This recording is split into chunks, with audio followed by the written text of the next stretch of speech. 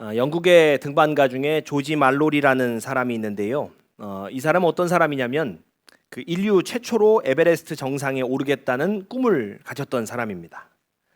근데 이제 이 사람이 활동하던 시기에는요, 뭐 등산 장비 뭐 이런 게 변변한 게 없었고, 뭐 고산용 복장 이런 거 뭐 더더욱 그랬고요. 뭐 산소통 이런 것도 뭐 이렇게 준비되어 있지 않던 그런 시대입니다. 근데 이제 이 그런 시절임에도 불구하고 이 사람이요, 히말라야에 세 차례나 그 정상을 향하여서 도전을 했다고 합니다. 그러나 이제 첫 번째, 두 번째 시도는 악천후로 인해서 이제 실패가 되었고요. 이제 그 첫 번째, 두 번째 이제 시도를 하고 실패를 하니까 사람들이 조지 말로리라는 사람한테 이제 물어보는 거예요. 왜 그렇게 목숨 걸고 그 산에 오르려고 합니까? 그러니까 이게 산악인들한테 아주 유명한 얘기죠. 이 조지 말로리가 뭐라고 얘기를 하냐면 이렇게 얘기합니다. 산이 거기에 있었기 때문입니다. 예. 이 사람은 산이 있으면 올라가려는 그런 마음이 있나 봐요. 우리는 산이 거기 있으면 거기 있는가 보다 이렇게 생각을 하는데 산이 거기 있었기 때문에 도전을 했다 그래요. 그래서 이 사람이 이제 두 번째까지 실패를 이제 하고 이제 세 번째 다시 도전을 하는 거예요. 세 번째 에베레스트 정상을 향해서 이제 올라갑니다. 마침 그날 유난히 날씨가 좋았다 그래요. 쫙 올라갔는데 그래서 이제 사람들도 동료의 이제 주변 등산가들도 산악가들도 야 이번엔 성공하겠다 그렇게 생각을 했다 그래요. 이 사람이 그럼 세 번째 과연 그 에베레스트에 올라갔을까? 정상에 한 것이 성공했을까? 안타깝게도요. 이 사람이 이제 정상을 딱 앞두고 얼마 안 앞두고 나서 그 앞에서 산사태를 만나가지고 결국은 끝내 세 번째 도전에 갔다가 돌아오지를 못했다 그래요. 그의 시신은요 75년이나 지난 뒤에 발견이 됐어요. 에베레스트 정상 아랫부근에서 다른 그 산악가들에 의해서 발견이 됐다고 합니다. 야, 그토록 저 정상에 오르기를 바랬는데 그토록 밟고 싶었던 땅을 다 이제 눈앞에 두고 나서 거기로 올라가지 못한 이 조지 말로리의 그 마음은 어땠을까? 조금만 더 가면 거기 올라갈 수 있는데 그 가지 못하고 멈춰야 되는 심정, 그 심정은 어땠을까? 오늘 우리가 이 이야기를 이렇게 좀 보다 보면 누구 생각이 많이 나냐면 모세의 생각이 나는 거예요. 모세의 인생의 마지막 장면, 우리 오늘 본문이죠. 이거 떠올리게 하는 거예요. 모세도 역시나 포기하지 않고 가나안 땅을 향하여서 꿋꿋이 걸어왔습니다. 정말 수많은 광야의 날들을 지나서 드디어 눈앞에 드디어 가나안 땅을 목전에 둔 그 지점까지 왔어요. 그러나 오늘 본문은 뭐라고 기록합니까? 모세가 그토록 바라던 가나안 땅을 밟지 못하고 죽었다라고 기록을 해요. 오늘은요 40년을 그 가나안 땅을 향하여 광야를 걸어왔는데 그 땅을 바라보기만 하고 들어가지 못한 채 생을 마감한 모세의 이야기를 좀 깊이 좀 생각해 보려고 합니다. 오늘 본문을 보면은요 모세는 지금 모압 평지에 있는 느보산, 그 중에도요 비스가 봉우리 꼭대기에 올라가 있습니다. 이 모압 평지라는 것은 가나안으로 들어가는 기점이고요. 또 느보산은 본문이 말하는 것처럼 하나님께서 이스라엘에게 주시겠다고 약속한 가나안 땅을 전체적으로 이렇게 한눈에 내려다 볼 수 있는 그런 산이었습니다. 그리고 또 한 가지 의미가 있는데 하나님께서 모세에게 네가 죽게 될 곳이라고 미리 말씀하신 장소이기도 합니다. 자, 신명기 32장 39절 50절 말씀 한번 세 번역으로 보겠습니다. 자, 같이 봅니다. 시작. 너는 여리고 맞은쪽 모압 땅에 있는 아바림 산줄기를 타고 느보산 꼭대기에 올라가서 내가 이스라엘 자손에게 소유로 준 가나안 땅을 바라보아라. 너의 형 아론이 호르산에서 죽어 백성에게로 돌아간 것 같이 너도 내가 오른 이 산에서 죽어서 조상에게로 돌아갈 것이다. 아멘. 그러니까 오늘 본문의 모세가 느보산에 올라갔는데요. 이 모세는요 자신이 죽을 것을 알고 그 산에 올라간 겁니다. 이 산에 오르면 나는 죽는다. 모세는 이 마음으로 느보산에 올랐습니다. 자, 그러나 결코 모세가요 노쇠해가지고 죽은 건 아니에요. 성경을 보면 모세가 죽기 전까지 눈이 흐리지 않았고 기력이 쇠하지 않았다 이렇게 기록을 하죠. 또 이 기력이 쇠하지 않았다라는 말은요 레하루 느스로라는 이 문장으로요 그 좀 직역해 보면 신선함이 사라지지 않았다, 생명력이 여전했다 이런 뜻이에요.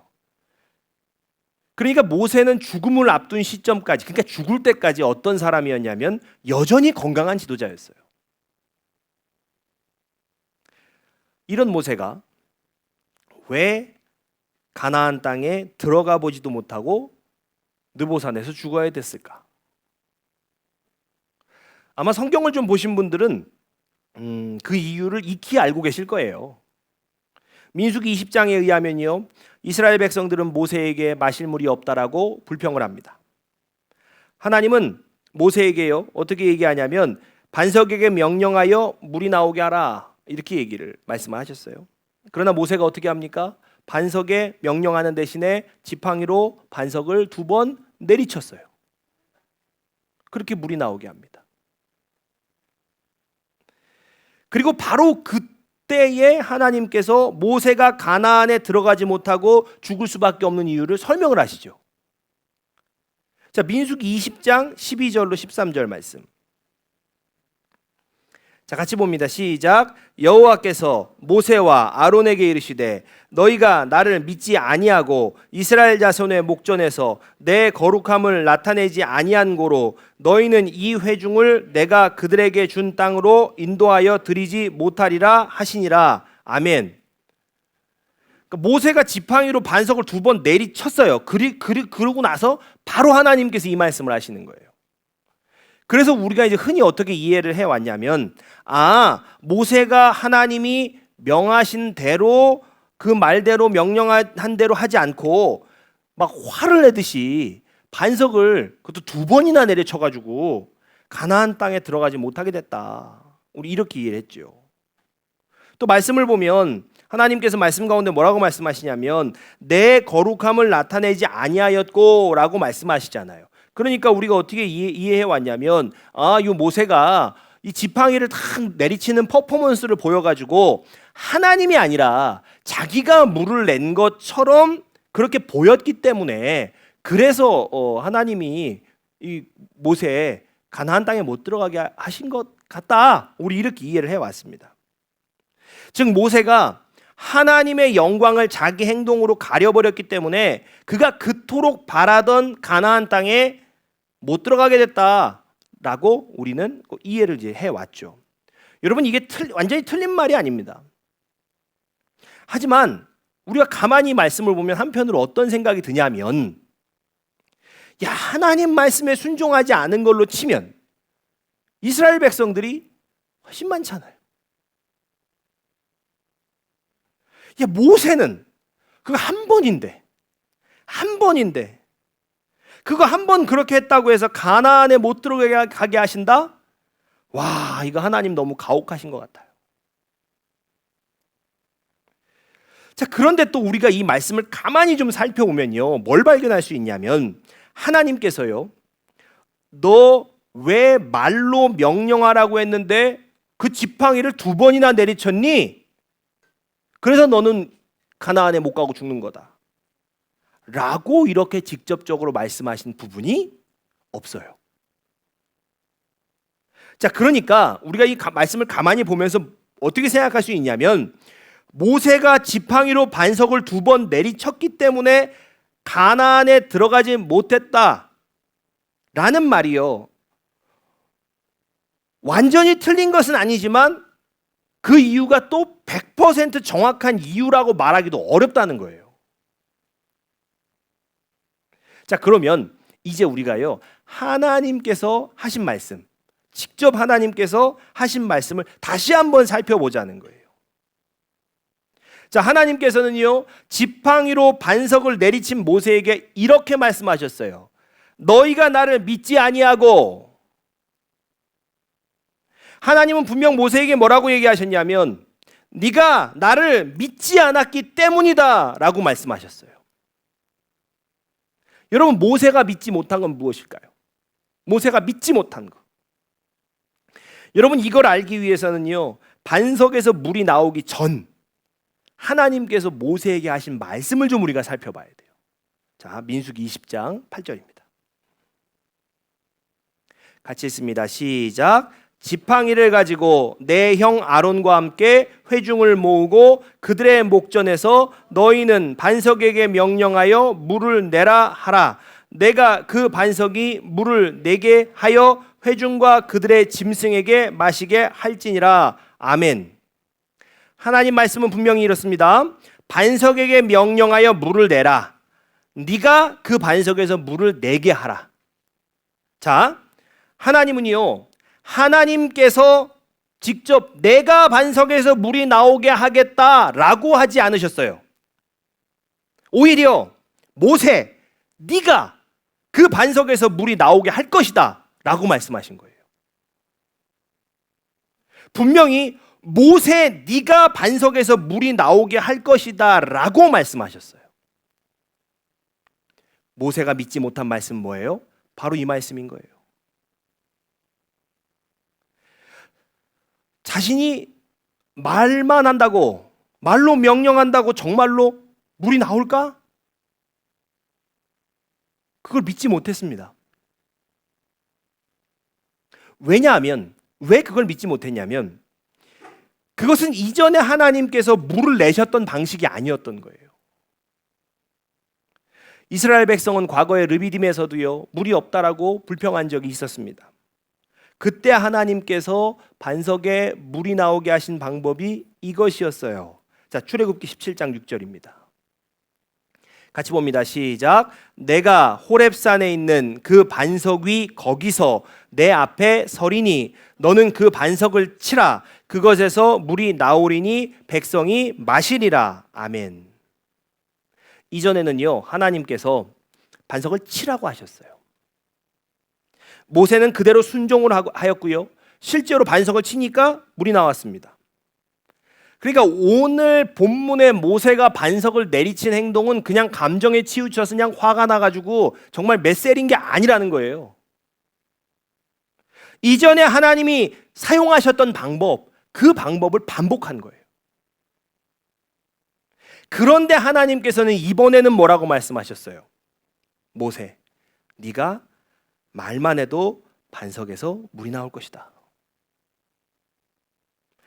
하나님은요, 모세에게 말씀의 권위로 명령할 수 있는 능력을 주신 거예요. 근데 모세는 이제 마음이 복잡해졌죠. 야, 이전에는 분명히 반석을 쳐야 물이 나왔는데, 분명히 반석을 쳐야 물이 나왔는데 내가 말만 해도 물이 나온다고? 그 다음에 정말 복잡한 생각은 뭐예요? 내가 진짜로 명령을 했어요. 근데 물이 안 나오면 어떡해요?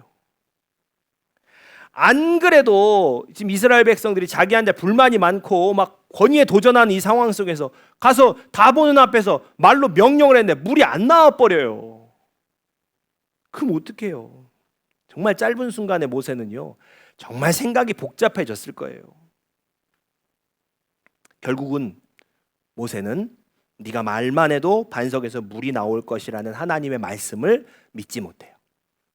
그리고 반석을 내리쳐요. 이전에 그렇게 해서 됐으니까.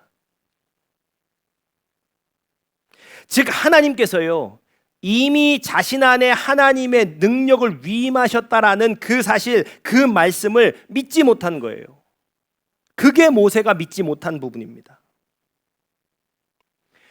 여러분, 이 본문, 그러니까 하나님께서 모세에게 명령만으로 물이 나오게 할 거다라고 말씀하신 이 능력을 주신 이때가 언제냐면 가나안 입성을 불과 몇 개월 남기지 않았을 때예요. 자, 그러니까 하나님께서는요, 사실은 가나안 입성 전에 모세에게 더 큰 능력을 주심으로써 모세의 영적인 권위를 더 강화하려고 하셨던 거예요. 이는 하나님께서요, 모세가 광야에서보다 가나안에 들어가서 더 강한 영적인 지도자로서 세워지기를 원하셨다는 것이죠. 그러나 모세가 더 이상 자신에게 주어진 새로운 권위와 영적인 능력을 온전히 믿고 사용할 수 없는 사람이 된 거예요. 그래서 모세의 사명은 광야에서까지였던 거예요. 하나님은요, 그 반석을 내리치는 모세를 보시면서 지도자로서 모세의 역할이 끝나감을 직감하셨던 거죠. 지도자 모세, 40년간 하나님과 함께 울고 웃으며 백성을 이끌었던 하나님의 동반자, 그 모세의 끝이 다가옴을 하나님은 아셨던 거예요. 보셨던 거예요. 그리고 사실 모세 또한 자신의 끝이 다가옴을 알고 있었습니다. 신명기 34장은요, 모세의 죽음을 기록하고 있는데 그 앞에 33장을 보면 모세가 죽기 전에 이스라엘 백성들을 축복하는 내용이 나와 있어요. 그는 자신의 죽음이 기다리고 있는 느보산을 오르기 전에 마지막으로 모든 백성들을 축복하고 떠난 거예요. 그럼 우리가 한 가지 더 좀 곰곰이 생각할 부분이 있죠. 그런데 왜 하나님은 모세를 느보산에서 죽게 하셨을까? 그 가나안 땅에 다 내려다 보이는 그 느보산에서 왜 죽게 하셨을까? 그러니까 아마 하나님께서는요, 고민하셨을 것 같아요. 깊이 생각하셨을 것 같아요. 당신의 오랜 동반자 모세를 어떻게 보내줘야 할까?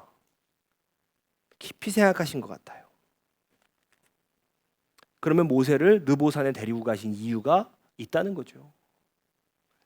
자, 신명기 34장 1절에서 4절 우리 세 번역으로 한번 보겠습니다. 같이 읽습니다. 시작. 모세가 모압 평원 여리고 맞은쪽에 있는 느보산의 비스가 봉우리에 오르니 주님께서는 그에게 단까지 이르는 길르앗 지방 온 땅을 보여주셨다. 또 온 납달리와 에브라임과 므낫세의 땅과 서해까지 온 유다 땅과 네겝과 종려나무의 성읍 여리고 골짜기에서 고할까지 평지를 보여주셨다. 그리고 주님께서 그에게 말씀하셨다. 이것은 내가 아브라함과 이삭과 야곱에게 맹세하여 그들의 자손에게 주겠다고 약속한 땅이다. 아멘.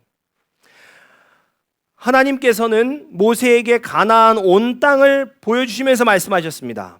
이것이 내가 아브라함과 이삭과 야곱에게 주겠다고 약속한 땅이다. 하나님께서 아브라함에게 처음 이 약속을 주신 후에 지금 모세가 눈앞에서 그 땅을 보기까지 무려 600년의 세월이 흘렀어요. 600년 전에 하나님께서 하신 약속을 아브라함도 이삭도 야곱도 눈으로 보지 못했습니다. 그러나 600년 세월이 지나서 마침내 그 약속의 성취를 처음 눈으로 본 사람이 누구예요? 바로 모세인 겁니다. 하나님은 600년 전 시작된 약속의 여정, 그 마지막 성취의 장면을 모세에게 선물하신 거예요. 그래서 하나님은요, 다른 어떤 곳도 아니라 가나안 온 땅이 한눈에 내려다 보이는 그곳에서 모세가 조용히 자신의 사명을 마감할 수 있도록 하셨습니다. 모세는요, 그렇게 하나님께서 아브라함에게 약속하신 결과를 가장 먼저 눈으로 본 사람이에요. 그리고 그 자리에서 하나님의 품으로 평안히 돌아갔습니다.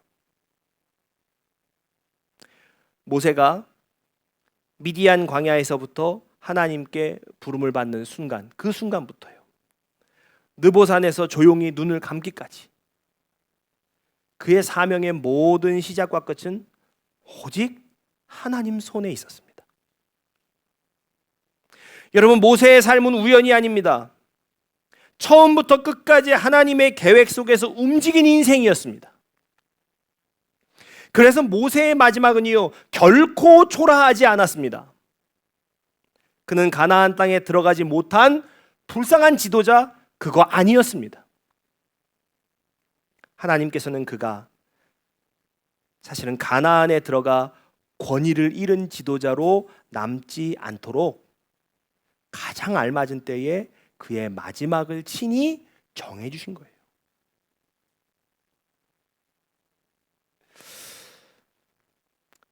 저는 이 장면을 볼 때마다요, 이렇게 믿게 돼요. 하나님께서 모세의 마지막을 정하신 것처럼 우리의 마지막도 하나님께서 정하셨다라는 것이죠. 그 대단한 모세도 가나안 땅까지 들어가서 지도자로 지낼 수는 없었습니다. 사실 모든 일에는 끝이 있습니다. 하나님께서 시작하게 하신 일이라면 그 끝 또한 하나님께서 정하십니다. 우리의 하는 일도, 우리의 인생의 여정도 언젠가는 하나님이 정하신 시점에 마무리됩니다. 하나님 우리 각자의 끝을 가장 선하신 때에 마무리하게 하십니다. 자, 그러면 모든 일에 끝이 있음을 알게 된다면 우리는 어떻게 살아야 하냐는 거죠. 모든 일이 끝이 있다라면 우리는 어떻게 살아야 되느냐? 하나님이 그 끝을 정해 주신다면 우리는 어떻게 살아야 되느냐? 여러분, 모세는요, 죽음이 기다리고 있는 느보산을 오르기 전에 모든 이스라엘 백성들을 축복했습니다. 그는 자신의 사명이 끝나감을 알았습니다. 그렇지만 끝까지 하나님께서 맡기신 사람들을 사랑했다는 거예요. 그 사람들이 어떤 사람들입니까? 그 이스라엘 백성들이 어떤 사람들이에요? 모세를 정말 수없이 힘들게 했던 사람들이에요. 모세가요, 주님, 이 백성을 감당할 수 없습니다. 차라리 저를 죽여주십시오라고 외칠 만큼 그들이요, 그를 괴롭게 했던 사람들이에요. 그러나 모세는 생의 마지막 순간에 그토록 자신을 괴롭게 했던 사람들을 다시 사랑하기로 했던 거예요. 끝을 앞둔 모세의 마음에는 미움이 아니라 사랑이, 원망이 아니라 축복이 남아 있었습니다. 여러분, 이것이 바로요, 끝이 있음을 아는 하나님의 사람의 모습이에요.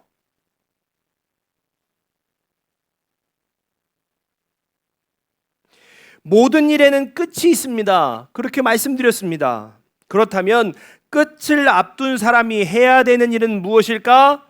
오직 사랑뿐이라는 거예요. 여러분, 모든 그 끝나는 끝 앞에서요, 뭐 우리가 뭘 더 가지고 쌓아놓은들 그게 무슨 소용이 있겠냐는 거예요. 누군가를 계속 미워하고 또 무언가를 계속 후회한들 그 무슨 소용이 있겠냐는 거예요. 여러분, 끝을 앞둔 사람은요, 사랑해야 합니다. 여러분의 하고 계시는 일이 이제 끝이 나가고 있습니까? 내가 하는 일이 지금 끝나가고 있다면요, 그 일을 끝까지 사랑하십시오.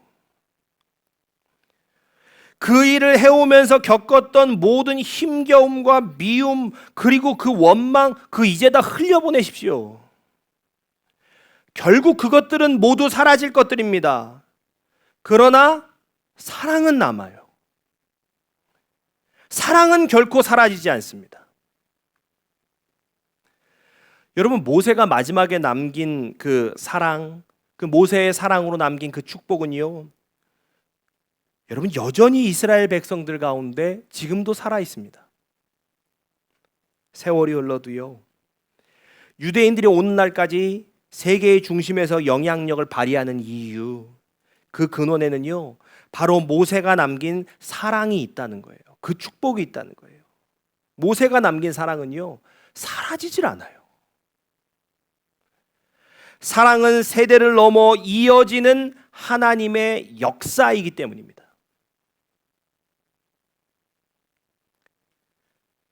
결국 우리의 인생의 끝에서도요, 결국 우리가 해야 하는 것은 사랑뿐인 거예요. 사랑. 여러분의 삶에 있었던 모든 고통과 슬픔과 원망과 미움도요, 그거 언젠가는 다 끝나고 사라집니다. 그다 사라지고 없어질 것들이에요. 그런데 삶의 마지막 순간에도 여전히 그런 것만 붙잡고 있다면 우리는 이 세상에 남길 것이 없고 남길 게 하나도 없는 그런 사람들이 돼버리는 거예요. 그러나 뭐가 남습니까? 사랑은 남는 거예요. 하나님께서 우리를 통해 이 땅에 남기길 원하시는 유산, 그 유산은 뭐냐면요, 사랑이에요. 사랑. 여러분, 모세가 그랬듯이요, 우리도 언젠가 우리의 인생의 느보산에 오를 날이 올 겁니다. 모세는 미움을 남기지 않았습니다. 모세는 미움이 아니라 사랑을 남기고 떠났어요. 여러분이 남기고 갈 재산이요, 여러분을 기억하게 하지 않습니다. 여러분이 남긴 사랑이 여러분을 기억하게 할 것입니다.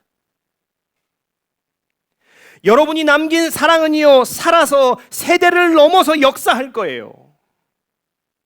이것이 모든 끝을 앞둔 하나님의 사람들이 해야 하는 그 일입니다.